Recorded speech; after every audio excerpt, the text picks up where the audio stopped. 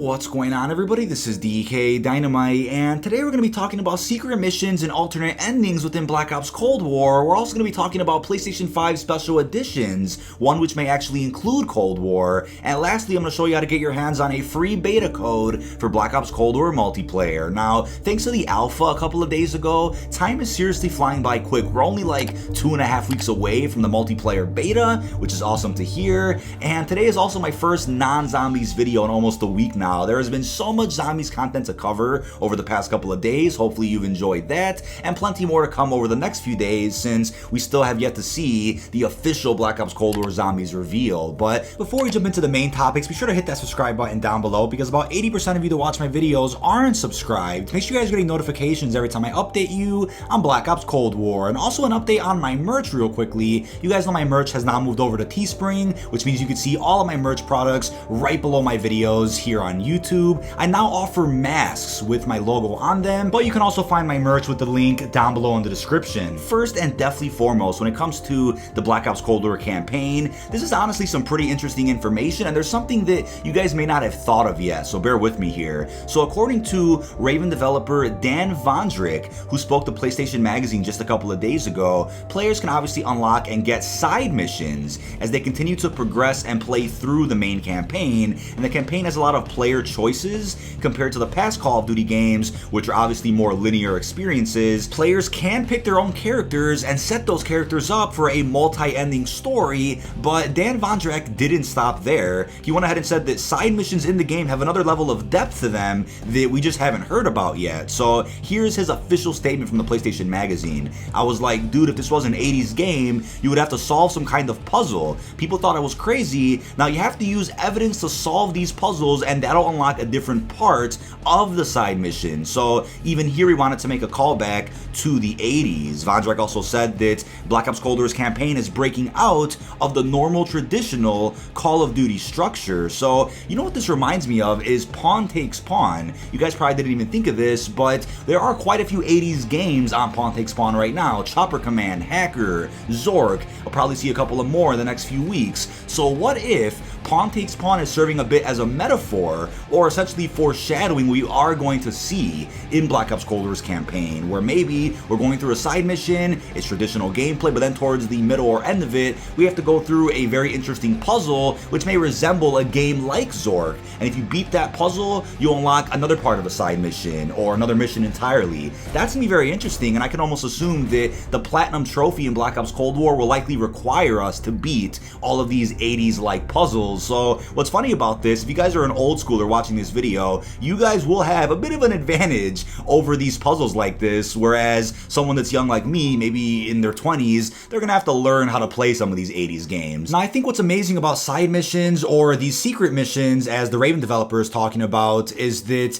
this creates replayability for the campaign, which you really don't see every year with Call of Duty. Usually you play it once, maybe play it again later to get the Platinum Trophy, but that's about it. Giving a reason to actually come back to the campaign is something that I really want to see developers play around with over the next few years. And besides just going for a Platinum Trophy, I would love to revisit the campaign just to experience a different ending or some new missions that people didn't hear about yet. Imagine missions that people just don't find on release, but then let's say a month or two later people do discover some secret missions. That would be amazing for the Call of Duty community. But Black Ops 2 of course had, I think it was 6 different endings, 4 in which Menendez lives and 2 in which Menendez dies. There's of course a perfect ending that people consider the best. You obviously unlock the Avenged Sevenfold concert by doing that one too. So here's what I'm wondering now when it comes to all of these alternate takes for the Black Ops Cold War campaign. How will these endings work, right? Will one ending perfectly tie into Black Ops 2, where you essentially set Woods up to go on a mission where he later gets captured? That's how we find him in Black Ops 2. Will one mission tie into Modern Warfare 2019? Even though we know, as of now, Modern Warfare and Black Ops are now connected, you know, I still don't see how Black Ops 2 and Modern Warfare 2019 could work in the same timeline,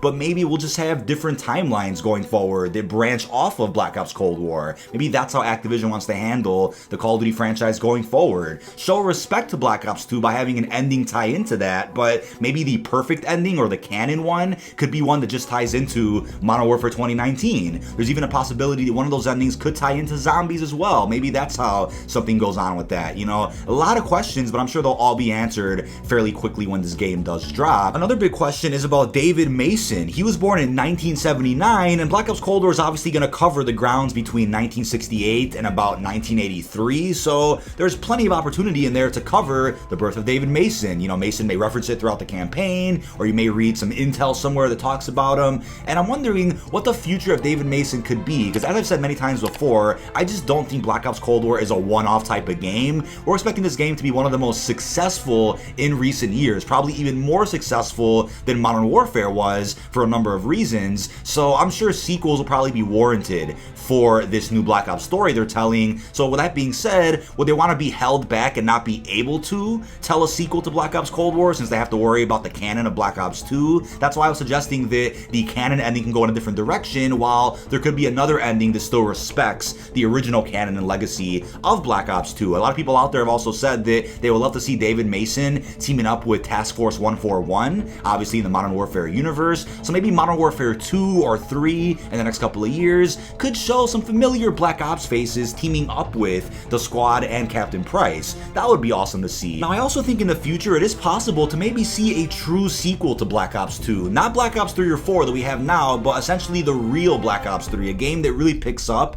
after the events of Black Ops 2, preferably after the events of the quote-unquote perfect ending from that game. Obviously to explore more of David Mason, maybe to go into where Alex Mason was for those 30 years he disappeared, could do some more stuff with Woods, and obviously Menendez, but there's quite a bit to do with all of those characters, and Black Ops 3 just didn't do anything with them, so that's why I'm saying imagine seeing a true Black Ops 3 at some point in the future. Now, I also want to make clear that with alternate endings that this game is going to see, it does create a bit of a problem that I'm sure Treyarch will have no issue figuring out, and that is, if there is a sequel to Black Ops Cold War at some point, what ending do they go with? And I guess the easy answer is whatever the perfect ending is, similar to Black Ops 2, since in Black Ops 3's campaign, it does reference that perfect ending from Black Ops 2, which is cool and all, but it just means that Treyarch has to choose what ending they consider canon if they ever do a sequel to the Black Ops Cold War story. Now, not only have they done this already with choosing a canon ending from Black Ops 2, but they also did it in Zombies. As you guys remember, there was a Black Ops 2 Zombies super Easter egg. There was one for the Maxis endgame and another one for the Richtofen endgame, and according to the Zombies timeline, the Maxis endgame is the canon one. Now, they could tell a story in the future building off of the Richtofen endgame, but as of right now, only the Maxis one has mattered for the Zombies lore. So I'm seriously really excited for the launch of Black Ops Cold War. There's going to be so much content to cover here on the channel. Side missions, puzzles, alternate endings, obviously some multiplayer in Warzone, and definitely some zombies, but I'm really committed to bringing you guys the latest and greatest Black Ops Cold War coverage here on YouTube. But moving on to the special editions of the PlayStation 5, this information does come from verified gaming insider Roberto Serrano. Other gaming insiders have also backed up this claim and even wrote a couple of articles about it. So the claim is that Sony is looking to introduce special editions of the PlayStation 5 after the release of the main white PS5 that launches on November the 12th for the United States and other regions, and then a week later for the rest of the world. So November 19th is when the entire world should have access to the PlayStation 5. And this makes sense because when have they ever done a special edition console that launches with the actual release of the main console, right? They usually want to release the main console first, right? Get those sales up. Everybody has to buy, you know, the basic white one, and then maybe a month or so later they'll end up dropping a special decked out edition. And what I mean by that is a special decked out Spider-Man PS5, or a decked out Horizon Zero Dawn PS5, a Ratchet and Clank one, and maybe even a Black Ops Cold War one. As I've said many times in the past, there is massive potential for this. People out there who don't want the white PS5 would buy a black one in a heartbeat, even if it came with this Black Ops Cold War bundle where it was a black PS5 but it had, you know, some Treyarch or Black Ops logos all over it. People just wouldn't care because it's a black one. People want a nice black or gray PS5. So people out there just don't like the white one, and that's perfectly fine. But I think if anything, these will probably get announced at some point before Christmas, and if not that, then maybe after the new year, because it was also confirmed by Sony themselves that it's going to be a hot 2021 at PlayStation since they're getting ready for sustained innovation post-launch. So they have big plans for this. I can't wait to see that, but I think if they do end up announcing a Black Ops Cold War PS5 bundle, I would buy it in a heartbeat and probably give away the white PS5 that I am going to get on November the 12th, but I was lucky enough to cop a pre-order thanks to the leaked Amazon page that popped up 5 minutes before it was supposed to. It has been a mess for pre-orders. I'm not sure what went wrong this year, but they couldn't handle pre-orders for next-gen consoles, period. it. That also includes the Xbox. So hopefully, if you guys aren't in a rush to get a next-gen console, you may be okay with waiting for some special editions to get announced, which will come with a decked-out console that'll match one of your favorite games or something like Spider-Man, Black Ops, Ratchet & Clank, Gears of War if you're on Xbox, Halo. We'll have to wait and see. But now moving on to a free beta code for Black Ops Cold War multiplayer was confirmed just over a day ago that Xfinity and Activision are partnering up